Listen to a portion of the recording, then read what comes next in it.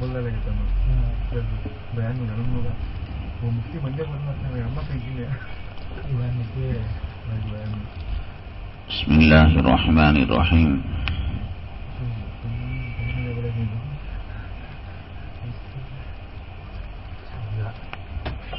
मरने के बाद वाली जिंदगी के जो अहवाल अल्लाह के हबीब पाक जनाब मोहम्मद रसूलुल्लाह सल्लल्लाहु अलैहि वसल्लम ने हदीसों में जो बयान फरमाए और उलमाए किराम ने जो वाक़ियात मनक़ूल फरमाए, इसका मतलब हरगिज़ ये नहीं कि आदमी मायूस होकर बैठ जाए, बल्कि मकसद ये है आदमी या तो खौफ की बुनियाद पर उसमें तहरीक पैदा होती है या शौक की बुनियाद पर। तो इसलिए ये अहवाल हैं कि इनसे डरा जाए और अपनी जिंदगी के अंदर तब्दीली लाई जाए और सुधार लाया जाए। ये नहीं कि अक्सर आदमी मायूस होकर बैठ जाए, भाई जो होगा सो देखा जाएगा। ये तो काफिरों वाली बात है, जिसके दिल में अल्लाह का खौफ नहीं और मरने के बाद की जिंदगी का तसव्वुर नहीं, वो इस किस्म की बातें किया करता है। मुसलमान जो होता है कभी खौफ उस पर गालिब आता है, कभी शौक और मोहब्बत उस पर गालिब आती है। इसीलिए अल्लाह तबारक ताला ने फरमाया लहुमुल बुशरा फिल हयाती दुनिया व फिल आखिरा। जो नेकोकार हैं इनको दुनिया में भी मजे ही मजे हैं। क्या मजे हैं? अल्लाह की याद में लज्जत आती है, नमाज में लज्जत आती है, कुरान में हलावत महसूस होती है। इससे बड़ी और क्या इंसान को नेमत चाहिए? जो आदमी इन लज्जतों का आशना हो जाता है, आप देखिए कि जब नमाज छूटती है तो कितना बेकरार होता है। और जो आदमी कलाम पाक की तिलावत को मामूल बना लिया और किसी दिन बीमारी की वजह से, सफर की वजह से, उज़ुर की वजह से अगर वो तिलावत ना किया तो मालूम हुआ कि उससे कोई लजीज चीज को किसी ने छीन लिया।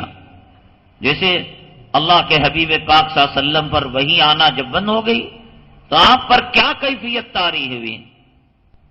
आज रोजा रखने वाला रोजा रखकर तो छोड़कर तो देखे, नमाज आगे पीछे कर कर देखे। इसमें एक लज्जत है, इसमें एक मजा है और इस जिंदगानी के अंदर तरक्कियात हैं, रूहानी बुलंदी है।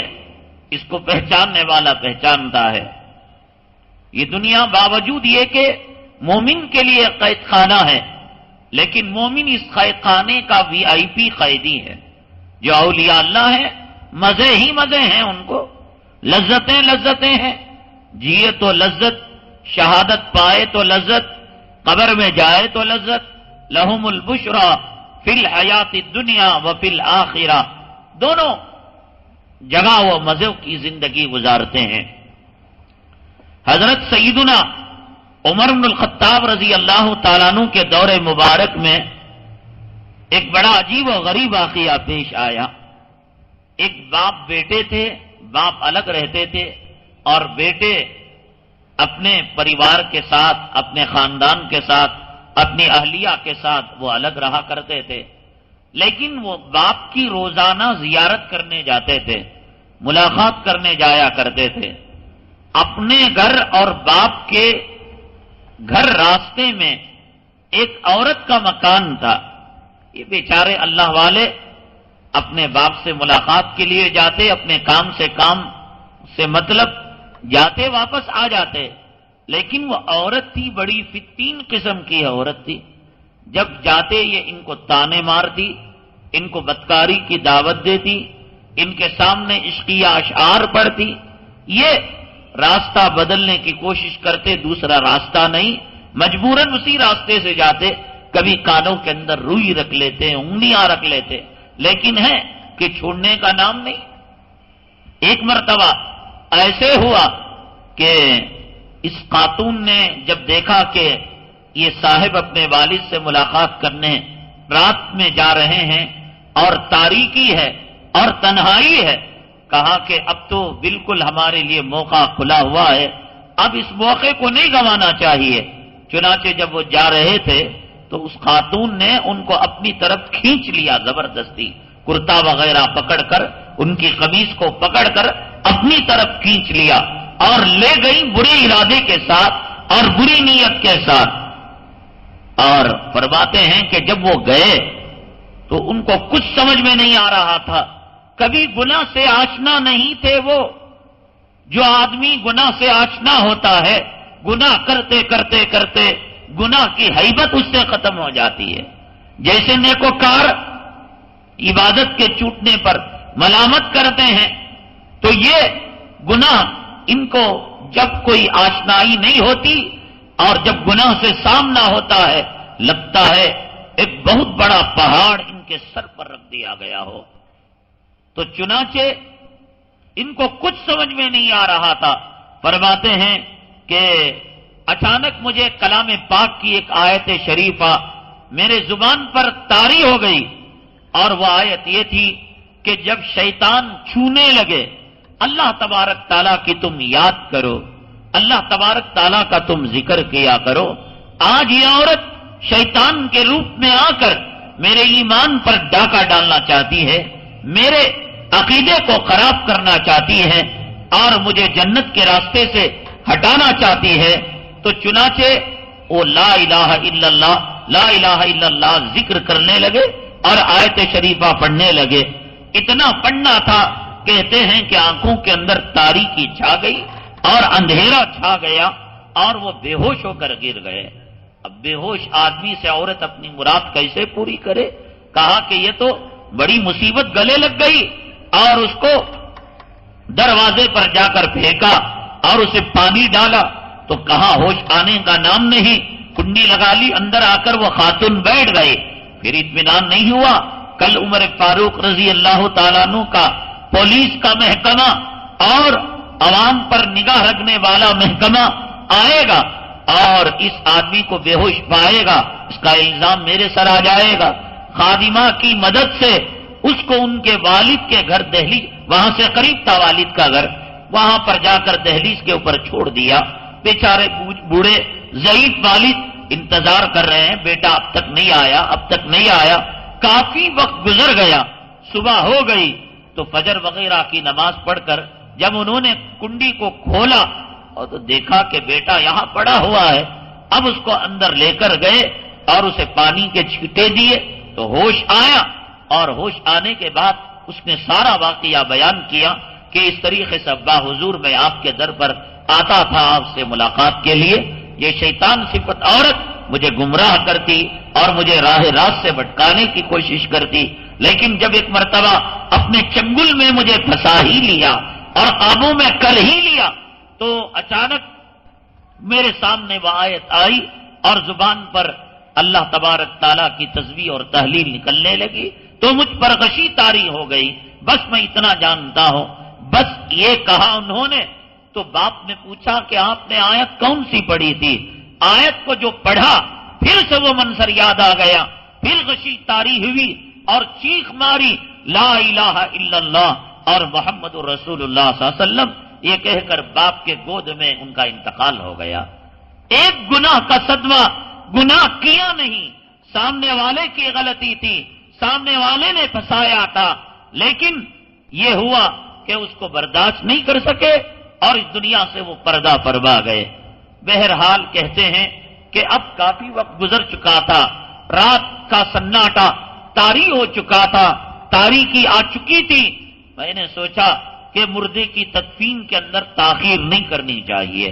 میں نے آپ کو بتایا عید کا موقع ہو، جمعہ کا موقع ہو، جلسے کا موقع ہو، ہزاروں لاکھوں لوگ اس موقع پر جمع ہوتے ہوں۔ علماء نے لکھا ہے 3 آدمی سے جماعت ہو جاتی ہے، یہ 3 آدمی کی جماعت افضل ہے کہ آپ سنت کے مطابق کر رہے ہیں اس نماز سے، نماز جنازہ سے جو آپ جمعہ کا انتظار کر رہے ہیں۔ جمعہ میں اگر کسی مسجد میں اگر سمجھیے کہ 10,000 لوگ آ رہے ہیں، 20,000 لوگ آ رہے ہیں، اس سے افضل 3 آدمی سے نماز جنازہ پڑھوانے لا افضل ہے. جیسے کہ علماء نے لکھا ہے تاخراتوں کے سلسلے کے اندر کہ مسجد کے اندر فرائض کے علاوہ اور جناب محمد رسول اللہ صلی اللہ علیہ وسلم سے جو عبادتیں اجتماعی طور پر منقول ہیں، ان عبادتوں کے علاوہ کسی اور رات کو متبرک اور بابرکت جان کر اسے عبادت کی شکل دے کر گزارنا یہ بدعت ہے. اللہ کے حبیب پاک صلی اللہ علیہ وسلم کے زمانے میں رمضان آیا تھا نہیں آیا تھا؟ آپ کے زمانے میں تاخراتیں آئی تھی نہیں آئی تھی؟ شب قدر کی تلاش ہوئی تھی نہیں ہوئی تھی؟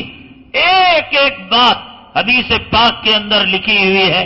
آقا کے چہرے میں، آپ کی داڑھی مبارک میں کس طرف کتنے سفید بال تھے، آپ کے سر مبارک کے اندر کس طرف کس قسم کے بال تھے، ایک ایک چیز آپ کے ناخنوں کے اندر کس قسم کا رنگ تھا. جو جہاں اتنی چیزیں بیان کی، بھائی ناخن کوئی شریعت ہے؟ بھائی ناخن کا جو رنگ بیان کیا گیا، نبی کریم صلی اللہ علیہ وسلم کے چہرے انور کا رنگ جو بیان کیا گیا، کیا یہ سن کر کوئی مومن اور کوئی آقا کا امتی وہ رنگ ناخن میں لا سکے گا؟ وہ رنگ اپنے چہرے میں وہ تو نہیں کرے گا نا. وہ تو آقا کی ایک فطرت ہے، آقا کی طبیعت ہے اور آقا کی خلقت ہے، اس کو نہیں اپنا سکتا کوئی. لیکن اس کو بھی نہیں چھوڑا.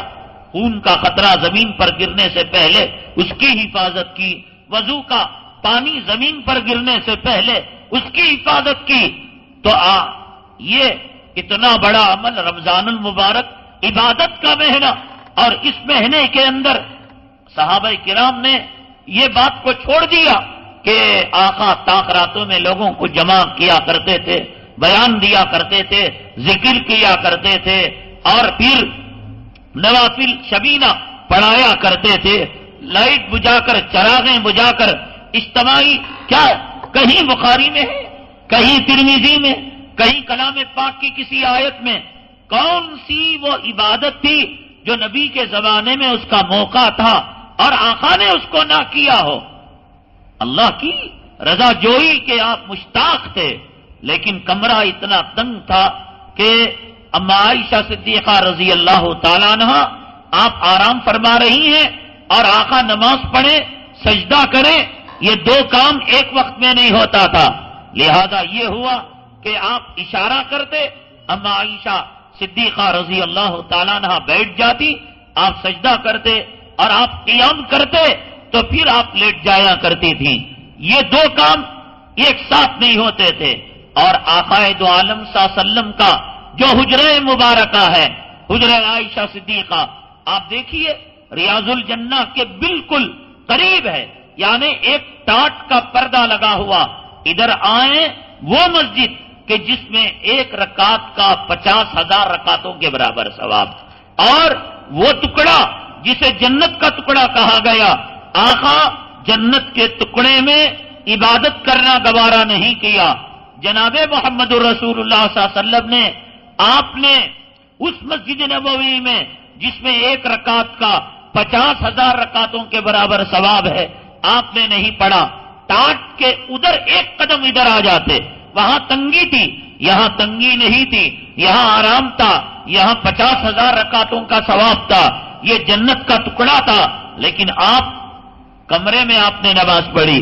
اس لیے علماء کہتے ہیں جو جگنے کی راتیں ہیں وہ اپنے گھروں کے اندر نماز پڑھے. تو لوگ سوال کرتے ہیں کہ بھئی مسجد میں ماحول ہوتا ہے، ایک آدمی دوسرے آدمی کو دیکھ کر نماز پڑھتا ہے اور تلاوت کو دیکھ کر شوق پیدا ہوتا ہے. حضرت مولانا تقی عثمانی صاحب جو ابھی حال میں بنگلور آئے تھے، انہوں نے اپنے خطبات کے اندر لکھا ہے، فرماتے ہیں کہ مسجد میں اگر تم 100 رکعت نماز پڑھو اور گھر میں 2 رکعت نماز پڑھ کر سو جاؤ، مسجد میں 30 پاروں کی تلاوت کرو اور گھر میں آپ 1 پارے کی تلاوت کرو، وہ سنت کے مطابق ہے، اس پر زیادہ ثواب ہے. اللہ تعالیٰ گنتے نہیں. اللہ تعالیٰ کے یہاں الیکشن نہیں ہوتا کہ میرے پاس کتنی رکعتیں ہیں اور کتنے قرآن کی آیتیں میں نے تلاوت کی، اللہ یہ دیکھتے ہیں میرے محبوب کے طریقے پر اس نے کتنا عمل کیا۔ اب اس پر علماء کرام ایک بہانہ بناتے ہیں۔ کیا بہانہ بناتے ہیں؟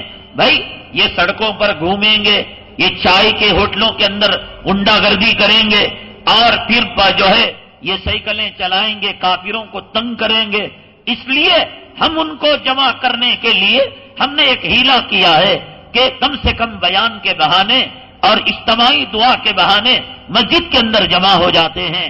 شریعت کسی ہیلے حوالے کو سنتی نہیں، کسی بہانے کو نہیں سنتی۔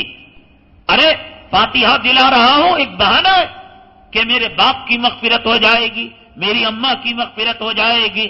شریعت بہانہ نہیں ڈھونڈتی۔ لوگ جمع ہوئے ہیں، حدیث میں آتا نہیں آتا کہ 3 قل هو اللہ پڑھو، 1 قرآن کا ثواب۔ اگر میں اکیلا پڑھوں تو 1 قرآن، میں کہوں آپ سے، میں 5 منٹ کا ٹائم دیتا ہوں، بھائی تم ہر آدمی ہر فرد قل هو اللہ کے سورے کو 3 مرتبہ پڑھے، تو جتنے لوگ ہیں جب پڑھیں گے اتنے قرآن ہوں گے۔ ایک ہیلا ہوا، لیکن شریعت اس ہیلے کو قبول نہیں کرتی۔ شریعت کہتی ہے کیا آقا نے کبھی اس طریقے سے لوگوں کو جمع کر کر قل هو اللہ پڑھا کر الفاتحہ کہہ کر مردوں کا ایصال ثواب کیا؟ آقا کو مردوں کی فکر نہیں تھی۔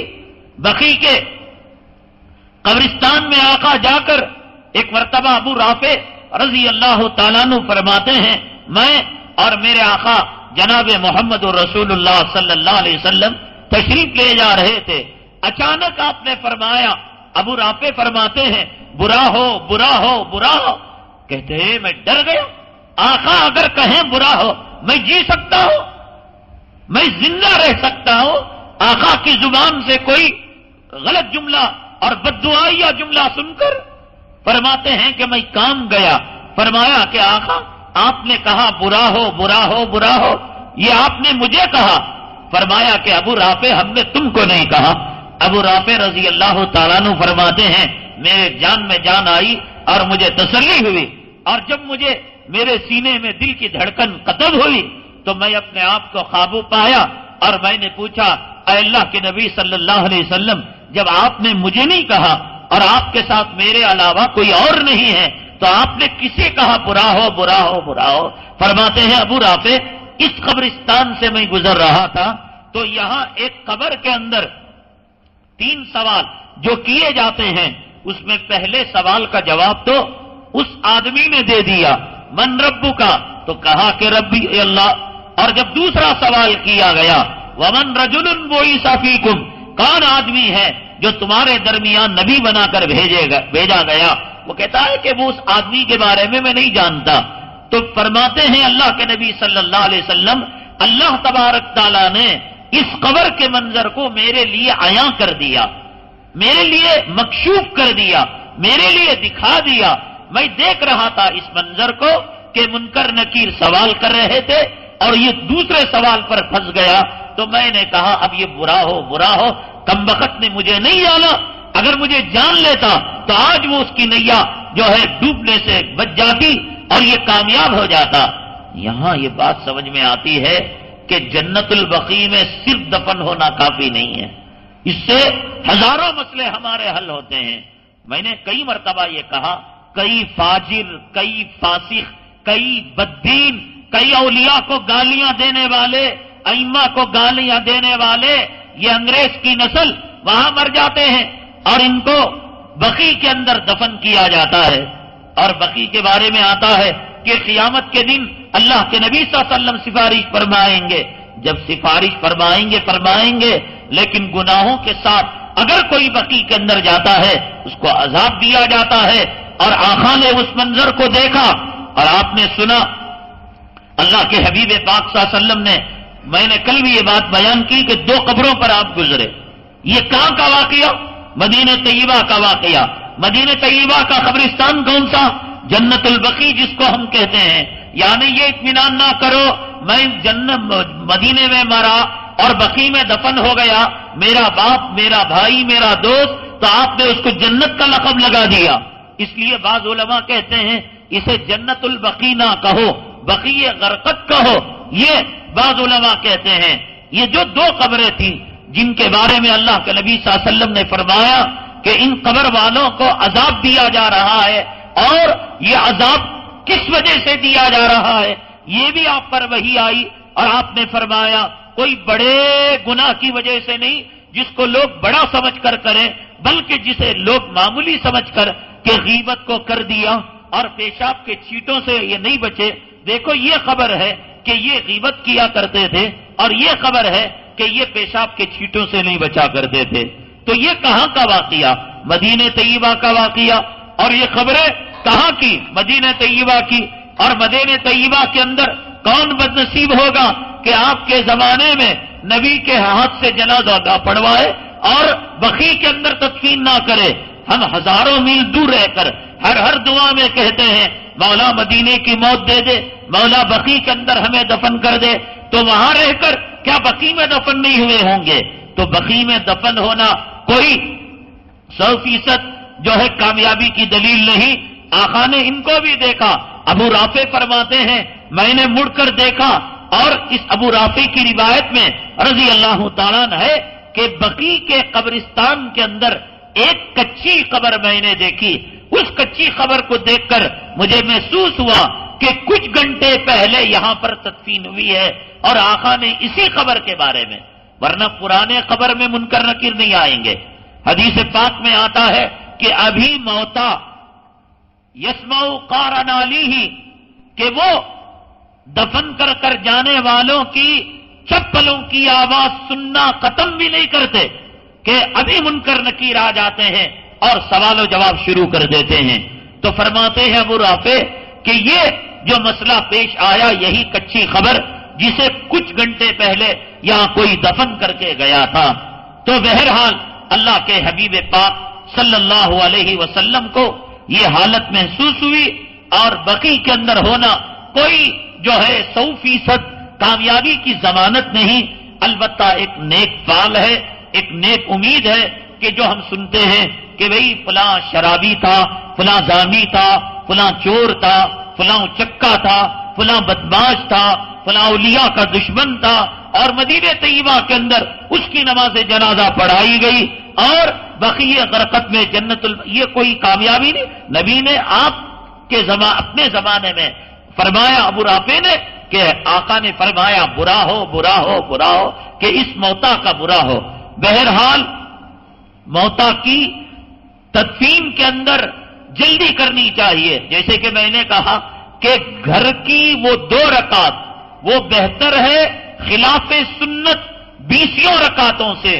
گھر کے اندر کچھ پارے پڑھنا، کچھ آیتیں پڑھنا، یہ سنت کے مطابق بہتر ہے کہ مسجد کے اندر آپ ایک کلام پاک ختم کریں۔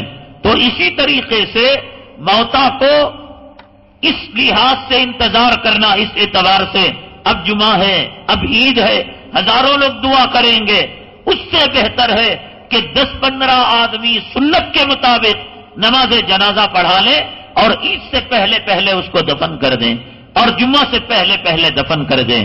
تو یہ جو صاحب تھے جو باپ سے ملاقات کرنے جایا کرتے تھے، تو حضرت عمر فاروق رضی اللہ تعالیٰ امیر المؤمنین ہیں، خلیفۃ المسلمین ہیں، اور صحابہ کرام میں سیدنا ابو بکر صدیق رضی اللہ تعالیٰ عنہ کے بعد سب سے اونچا مقام ہے آپ کا۔ تو چاہتے تو آپ سے فرماتے کہ امیر المؤمنین میرے بیٹے کی نماز جنازہ پڑھائیے۔ ابا خود کھڑے ہو گئے، خاندان کے 3 آدمیوں کو لیا، راتوں رات دفن کر دیا۔ اور جب نماز میں دیکھا کہ بیٹا ندارت بیٹا جو ہے یہ بوڑھے آدمی کا بیٹا نہیں ہے، تو حضرت سیدنا عمر الخطاب رضی اللہ تعالیٰ عنہ نے باپ سے پوچھا کہ آپ کے بیٹے کہاں گئے؟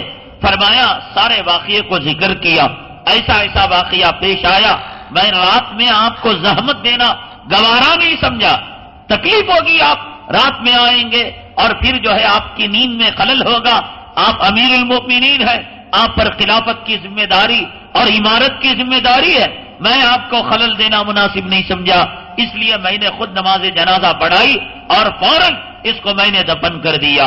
فرمایا حضرت عمر فاروق رضی اللہ تعالیٰ عنہ نے کہ بتائیے ان کی خبر کہاں ہے؟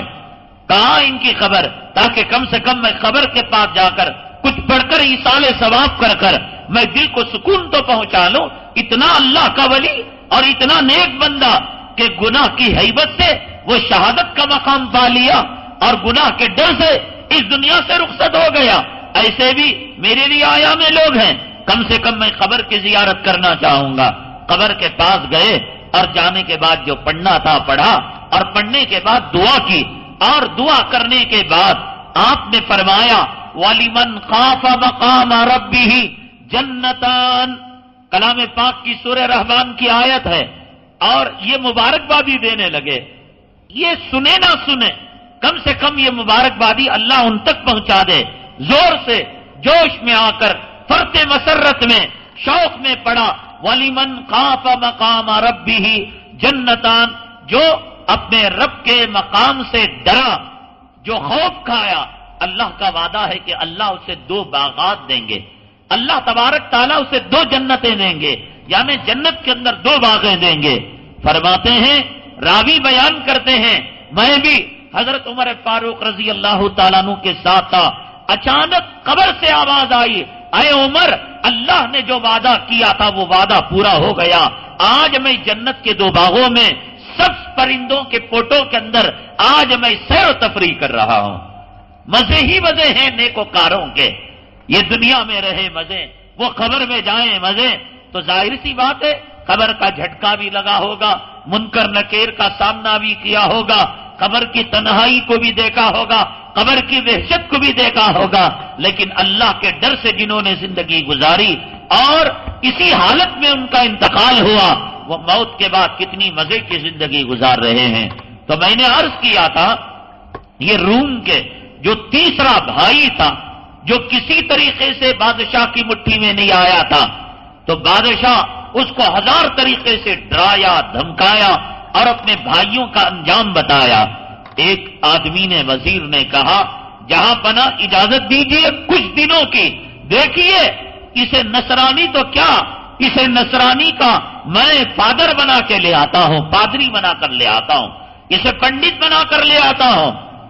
کہا کہ میرے پاس سب سے زیادہ روم کی حسین شہزادی ہے، اور عرب کے لوگ عورتوں کے شیدا ہیں، عورتوں کے دیوانے ہیں. میں اپنی بچی کے ذریعے سے اسے گمراہ کروں گا. فرماتے ہیں کہ ایک کمرے کے اندر اس لڑکی کو بھی اور وہ صاحب جو تیسرے بھائی تھے جن کو کھولتی ہوئی دیگ میں ڈالنے سے الگ رکھا گیا تھا، اور بادشاہ نہیں چاہتا تھا کہ ان کو مارے، کسی طریقے سے وہ ان کو اپنے قبضے میں کرنا چاہتا تھا، کیونکہ اتنے باہمت بھائی کا بھائی ہے، یہ ہمارے فوج کے کام آئے گا، جرنیل بنے گا، سپاہ سالار بنے گا، ہماری حکومت کو تقویت دے گا. بادشاہ نے اجازت دے دی، ایک کمرے کے اندر بند کر دیا گیا. فرماتے ہیں کہ کمرے میں گئے تو مڑ کر اس لڑکی کی طرف نہیں دیکھا، اپنی نماز میں لگ گئے، اپنی تلاوت میں لگ گئے، اور سجدے میں جاتے رو رو کر دعا کرتے، اے رب کائنہ، اس کے فتنے سے مجھے بچا لینا، اس کے حسن کے فتنے سے بچا لینا. مولا تو جانتا ہے کہ ساری زندگی کبھی آنکھ بھر کر میں نے غیر محرم کی طرف نگاہ اٹھا کر نہیں دیکھا. مولا یہ مجبوری ہے، ان ظالموں نے، ان دشمنوں نے یہ کام کیا ہے. کہتے ہیں کہ 1 مہینہ گزر گیا، باپ کے پاس پھر وہ بچی آئی. باپ بڑا خوش تھا کہ خوشخبری لائی ہوگی کہ یہ زنا میں ملوث ہو چکا ہوگا، العیاذ باللہ بدکاری کے اندر ملوث ہوا ہوگا. بچی سے پوچھا، بچی نے کہا، کس بت کا سامنا تم نے مجھے کرا دیا ہے؟ یہ پتھر کا ہے، یہ لوہے کا ہے، دیکھتا بھی نہیں ہے. کتنی اداؤں کے ساتھ میں اس کے سامنے جاتی ہو، کتنے جلوے اس کے سامنے بکھیرتی ہو، ایک نظر دیکھنے کے لیے تیار نہیں. باپ نے کہا، لگتا یہ ہے جہاں پناہ کہ اس شہر کے اندر اس کے 2 بھائیوں کو شہید کر دیا گیا ہے. اب وہ اس گاؤں میں رہے گا، اس شہر میں رہے گا، رہ کر ان بھائیوں کا واقعہ اسے ستائے گا. کھولتے ہوئے دیگ یاد آئیں گے، ان کا جھرنا، مرنا، جھلسنا اور ان کا جام شہادت نوش کرنا، یہ اس کو پل پل ستاتا ہوگا. اس لیے وہ ذکر میں، ان کے ایصال ثواب میں لگا ہوگا. کریں گے یہ جہاں بنا. مجھے اجازت دیجیے، معاف کیجیے، جان کی امان ہو، اسے میں گمراہ کروں گا.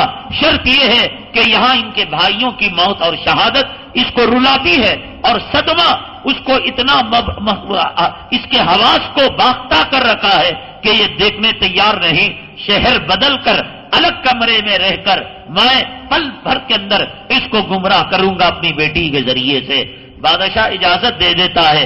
الگ اس کے لیے ایک مہمان خانے کی طرح ایک گھر تعمیر کیا جاتا ہے اور پھر وہاں پر یہ اپنی بیٹی کو اس جو ہے وہ تیسرے بھائی کے ساتھ رکھتی ہے.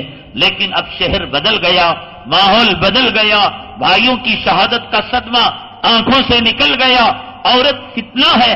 آقا نے فرمایا کہ ہر قوم کے لیے فتنہ تھا اور میری امت کے لیے دو چیزیں فتنہ ہیں, ایک مال ہے, ایک عورت. کیا یہ فتنہ اپنا کام کر گزرتا ہے اور اس فتنے کے اندر تیسرا بھائی مبتلا ہو جاتا ہے اور پھر اس کا انجام اچھا ہوتا ہے یا خراب ہوتا ہے؟ انشاءاللہ ہم اس کو کل بیان کریں گے. حضرت عیسیٰ علیہ الصلاۃ والسلام ہماری امت میں اپنی شکل میں ہی آئیں گے یا ہم شکل ہوں گے؟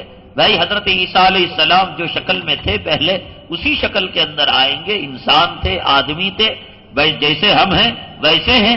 لیکن پیغمبر جو ہوتے ہیں عام آدمیوں کے مقابلے میں حسین ہوتے ہیں. ان کے چہرے پر جلال ہوتا ہے, ان کے چہرے پر جمال ہوتا ہے. اور وہ جس مینارے پر آئیں گے اس مسجد کا علاقے کا نام بتایا گیا. آپ غسل کرتے ہوئے آئیں گے, آپ کے بالوں سے پانی گر رہا ہوگا, آپ چادر کو اوڑے ہوئے ہوں گے. یہ تمام چیزیں ہیں کہ عیسیٰ علیہ السلام پیغمبر ہیں تو ایسا مطلب نہیں کہ ان کے کوئی سینگ نکلے ہوئے ہیں یا لمبے لمبے ہاتھ ہیں یا خد ان کا جو ہے کتنا اونچا ہے. ایسی کوئی بات نہیں ہے, بلکہ ایک نارمل قسم کے آدمی ہیں. حضرت عیسیٰ علیہ الصلاۃ والسلام قال انی عبداللہ, یہ بچپن ہی میں آپ نے کہہ دیا میں تو عام لوگوں کی طرح ایک اللہ کا بندہ ہوں, مگر فرق یہ ہے آتانی الکتاب وجعلنی نبیا, کہ فرق یہ ہے کہ تم کو کتاب نہیں ملی, مجھے کتاب ملی ہے. اللہ نے تم کو نبی نہیں بنایا, اللہ نے مجھے نبی بنایا ہے. میرے سرخاب کوئی نہیں. ہاں دجال کی شکل الگ ہوگی, یاجوج ماجوج کی شکل الگ ہوگی کہ ان کی شکلیں اور ہوں گی. ان کی جو ہے پیشانی کے اندر کافر لکھا ہوا ہوگا اور ان کی ہاتھ میں ایک جو ہے جہنم اور ایک ہاتھ کے اندر جنت, وہ کیفیت الگ ہوگی. عیسیٰ علیہ السلام نارمل آدمی کی طرح ہی ہوں گے. نماز چاشت وغیرہ کی فضیلت یہ پہلے ہی ہم بیان کر چکے ہیں. چاشت کی, اشراق کی, اوابین کی جو فضیلت ہے. حضرت عبد الرحمن ابن عوف رضی اللہ تعالیٰ عنہ سب سے زیادہ مالدار تھے. پھر حضرت عثمان رضی اللہ تعالیٰ عنہ کو غنی کا لقب کیوں دیا گیا؟ مالدار ہونا بڑی بات نہیں, اسلام کے اندر مالداری کے کارنامے انجام دینا بڑی بات ہے. عالم جو ہے بہت ہوتے ہیں, علم بہت ساروں کے پاس ہوتا ہے اور بہت سارے لفاظی کرتے ہیں اور بہت سارے زور بیانی سے کام لیتے ہیں, لیکن اللہ تبارک تعالیٰ جسے مقبول کرنا اسی کو مقبول کرتا ہے.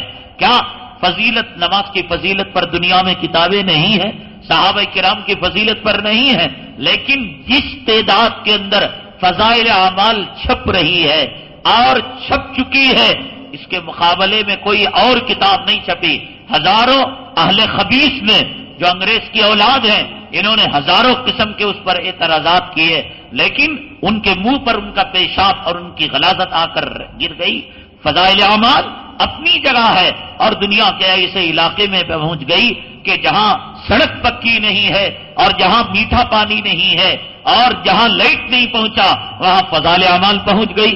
کیا دنیا میں اس سے بہتر اور اس سے قیمتی جو ہے کیا ہے فضائل اعمال میں؟ قرآن کی فضیلت ہے, روزے کی فضیلت ہے, حج کی فضیلت ہے, صحابہ کرام کے واقعات ہیں, نماز کی فضیلت ہے.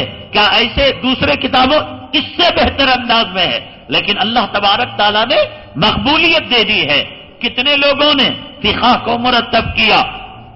حضرت سفیان ابن عیینہ نے, حضرت سفیان ثوری نے, امام ابو یوسف نے, امام محمد نے, امام ظفر نے اور کتنے چپڑ خناتیوں نے, اہل خبیث نے قرآن و حدیث کو سامنے رکھ کر اپنا مسلک, اپنا الگ فرقہ انگریز کا بنانا چاہا.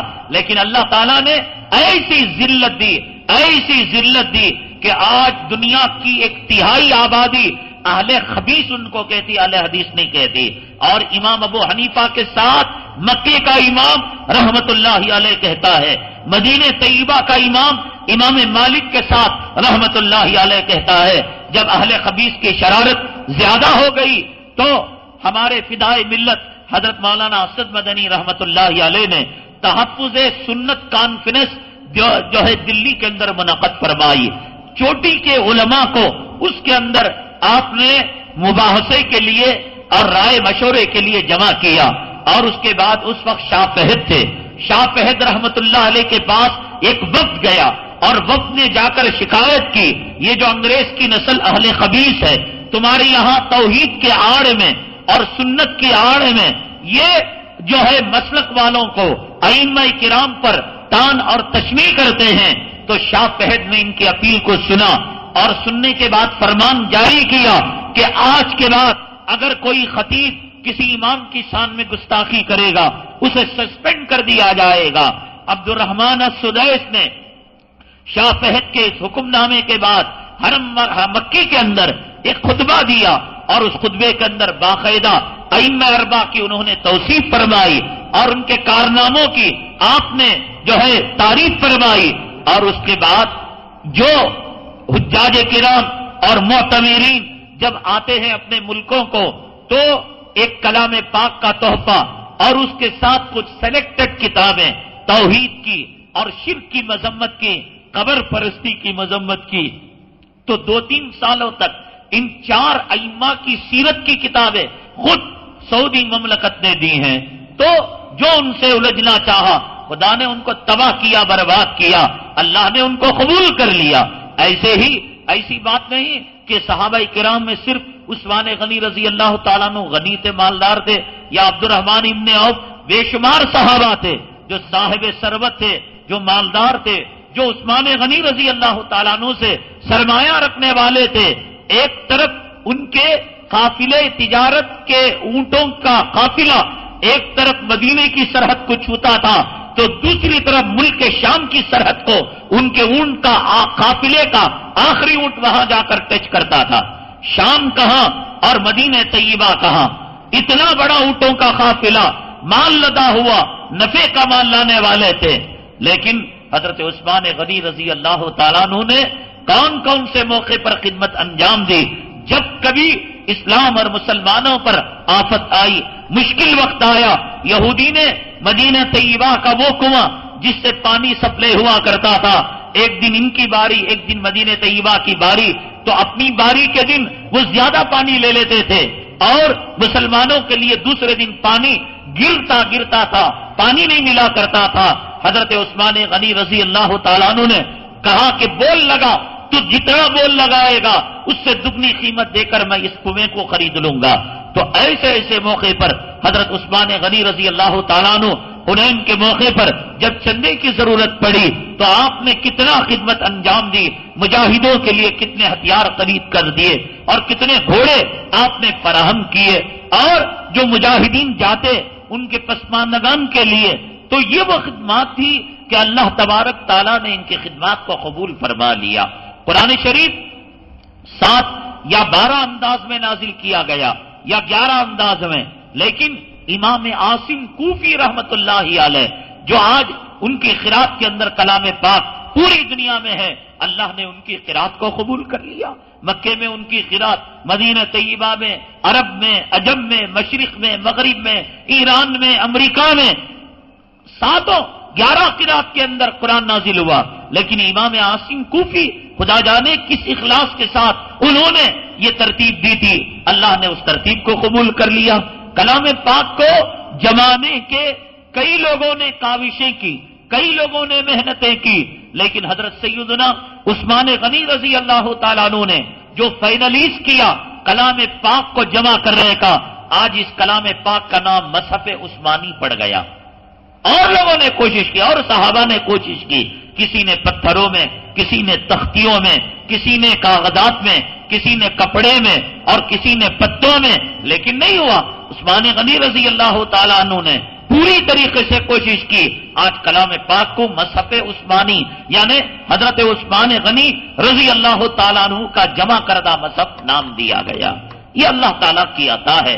مالدار ہونے کی بنیاد پر غنی نہیں، قبولیت کی بنیاد پر اللہ تبارک تعالیٰ نے یہ لقب دیا. حضرت عثمان غنی رضی اللہ تعالیٰ عنہ کے بارے میں ہم نے کم سنا ہے. ہم اکثر جیسے ضرورت پڑتی ہے بیان کرتے ہیں کہ آپ قبر مبارک خبر کے پاس بھی گئے تو زار و قطار رونے لگے. آپ کی زوجیت کے اندر نبی کریم صلی اللہ علیہ وسلم کی 2 صاحبزادیاں آئیں ایک کے بعد دیگرے، اور آپ نے فرمایا کہ اور موقع ہوتا تو میں اور دیتا، اور آپ باحیات ہے. کئی مرتبہ آئے، آپ نے نہیں سنا ہوگا. عید کے دن گلے ملنا اور مصافحہ کرنا اور تاخراتوں کے اندر اجتماعی عبادت کرنا، آپ نے کہا بدعت، لیکن بعض علماء اس کو نہیں کہتے ہیں. مولانا مفتی شعیب اللہ صاحب کا کتابچہ ہے کہ مصافحہ اور معانقے کی شرعی حیثیت. آپ اس جو ہے کتابچے کا اگر کسی صاحب کو چاہیے تو میرے پاس رکھا ہوا ہے، میں وہ فری آپ کو دوں گا.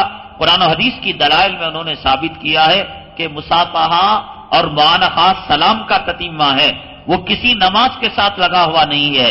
جمعہ کے بعد بھی اگر کوئی کرتے ہیں، یہاں بھی اگر کوئی تراویح کے بعد ثواب کی نیت سے کرتے ہیں، یہ غلط ہے. مصافحہ اور معانقہ سلام کا تتمہ ہے، یعنی السلام علیکم وعلیکم السلام، پھر تیسرے نمبر پر ہاتھ ملنا، اور چوتھے نمبر پر اس کا تعلق کسی نماز سے کسی عید سے نہیں ہے. اور تاخراتوں کے بارے میں ابھی میں نے آپ کے سامنے وضاحت کی. نکاح کے اندر سہرا باندھ سکتے ہیں یا نہیں؟ پھول مرد استعمال نہیں کر سکتا. جو عورتوں کی خاص چیزیں ہیں، میک اپ کی چیزیں، ان کو مرد استعمال نہیں کر سکتا.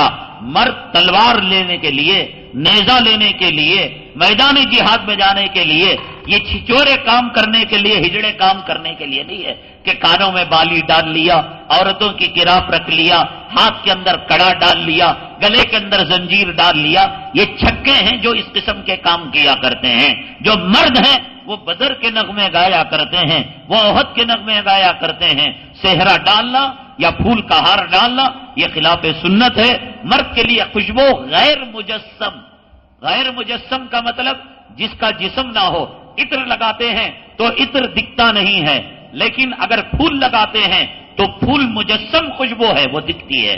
تو مجسم خوشبو عورت کے لیے، وہ بھی اپنے شوہر کو راضی کرنے کے لیے، اور غیر مجسم خوشبو یہ مردوں کے لیے جائز ہے، جیسا کہ عطر ہے یا وہ اسپرے جو خالص الکوہل نہ ملا ہوا ہو. عام طور سے آج کل جو اسپرے ہے اس میں الکوہل نہیں ڈالا جاتا، بلکہ الکوہل کے متبادل دوسری گیس کو ڈالا جاتا ہے، اس کا استعمال کرنا جائز ہے.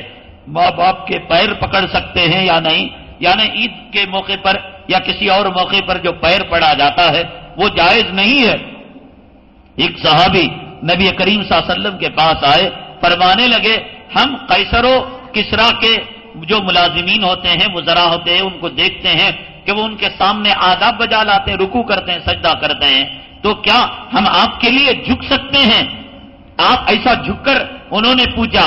اللہ کے نبی صلی اللہ علیہ وسلم نے فرمایا اجازت نہیں، صرف سلام کلام کرنا تمہارے لیے کافی ہے. آقا تمام ماؤں سے بڑھ کر آپ کا رتبہ ہے، تمام باپوں سے، والدوں سے بڑھ کر آپ کا رتبہ اور مقام ہے. جب آقا کے لیے جھکنا حرام ہے تو ماں کے لیے جھکنا جائز نہیں ہے. نکاح شادی محل میں جائز ہے یا نہیں؟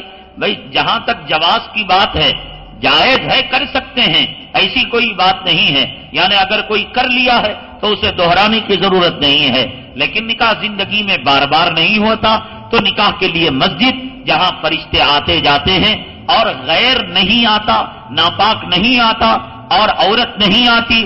آپ اگر نکاح خانے کے اندر اگر شادی محل میں نکاح کریں گے، عورت ناپاک رہے گی، وہ آ جائے گی، ہندو آ جائیں گے، وہاں تصویریں ٹنگے ہوئے ہوں گے، وہاں پر رحمت کے فرشتے نہیں آتے. تو آپ اگر یہاں پر جب خطبہ نکاح پڑھا کر قاضی جب کہے گا بارک اللہ لکما و بارک اللہ علیکما وجمع بینکما فی خیر، اللہ تم دونوں میں برکت دے، تو چیخ اٹھیں گے فرشتے آمین سے، چیخ اٹھیں گے مسلی. اور آپ شادی خانے کے اندر کریں گے، وہاں تو شیطان کا جو ہے وہ کیمرہ لگا ہوا ہوگا.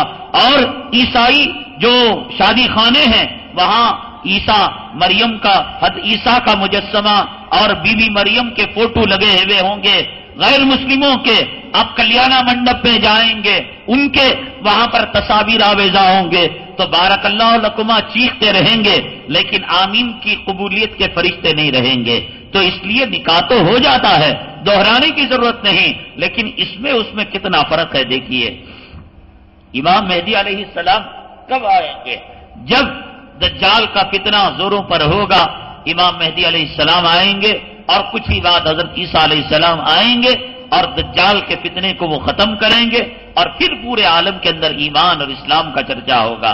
نکاح کی دعوت اگر کوئی دے تو کیا اس کا کھانا درست ہے یا نہیں؟ نکاح کی دعوت اگر لڑکی والے اپنی جگہ پر کر لیتے ہیں اور لڑکے والے اپنی جگہ کر لیتے ہیں، جیسا کہ اتر پردیش وغیرہ میں یا بہار کے بعض علاقوں میں اس کا دستور ہے کہ بارات نہیں جاتی ہے۔ بنگلور کا ماحول غلط ہے کہ یہاں وہ لڑکی والوں سے جبرن دعوت لیتے ہیں، یہ حرام ہے اور یہ ناجائز ہے، ایسی دعوت میں شرکت حلال نہیں ہے۔ اگر یہ معاملہ ہے کہ لڑکی والے اپنے مہمان کو کھلا لیتے ہیں اور لڑکے والے اپنے مہمان کو بطور ولیمہ کے کھلا لیتے، بیچارے دور سے آئے نکاح میں شرکت کرنے کے لیے، اب ہوٹل میں جائیں گے تو لڑکی کے رشتہ دار اپنے یہاں، لڑکے کے رشتہ دار اپنے یہاں، یہ صورت تو جائز ہے، لیکن لڑکی والوں سے ڈیمانڈ کر کر جو دعوت لی جاتی ہے وہ دعوت ناجائز ہے، اس دعوت کے اندر شرکت بھی ناجائز ہے۔ شادی یا نکاح سے پہلے اپنے ہونے والی بیوی سے گفتگو کر سکتے ہیں یا نہیں؟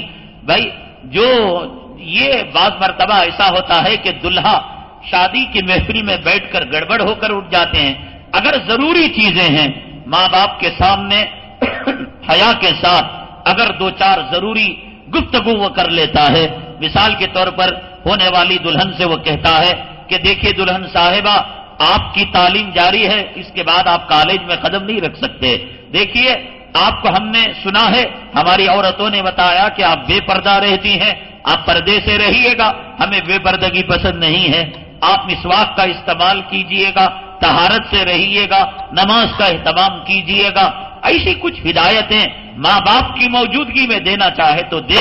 اگر تنہائی میں اگر وہ فونوں سے بات کرنے لگے تو شیطان ہے، حدیث پاک میں آتا ہے کہ مرد و عورت ہوتے ہیں تو تیسرا اس میں شیطان ہوتا ہے، ہزاروں قسم کے پھر گمراہی کے راستے پیدا ہوں گے، ناجائز حمل ٹھہرنے کے اسباب پیدا ہو جائیں گے، اس لیے ضروری ہدایتیں ماں باپ سے دے۔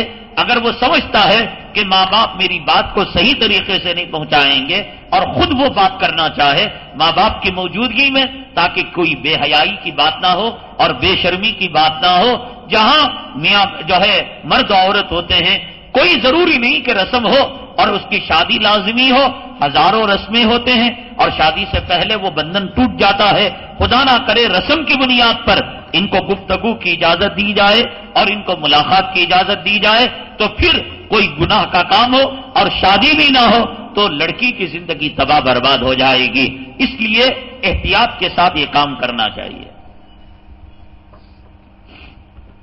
تاجر حضرات، جیسے نمازی نماز کے ذریعے سے جنت پاتا ہے، روزے دار روزے کے ذریعے سے باب الریان سے داخل ہوتا ہے، تاجر حضرات بھی تجارت وہ ذریعہ ہے، راستہ ہے کہ جس سے وہ جنت تک پہنچ سکتے ہیں۔ تاجروں کیسے جنت میں جاؤ گے؟ حضرت مولانا ارشاد صاحب کی لکھی ہوئی کتاب ہے، اس کو حاصل کرتے ہوئے جائیں۔ محمد خضر بچہ ہے، بیمار ہے، اللہ سے تو شفا نصیب فرمائے۔ محمد ہدایت، اللہ تعالیٰ کاروبار میں خیر و برکت نصیب فرمائے۔ محمد علی صاحب آپریشن ہونے والا ہے، اللہ تعالیٰ آپریشن کی کامیابی نصیب فرمائے، صحت و شفا نصیب فرمائے۔ الحمدللہ رب العالمین والصلاة والسلام علی سید المرسلین وعلی آلہ وصحبہ اجمعین۔ اللہم انفعنا بما علمتنا وعلمنا ما ينفعنا وزدنا علما۔ سبحان ربک رب العزة عما یصفون وسلام علی المرسلین والحمدللہ رب العالمین۔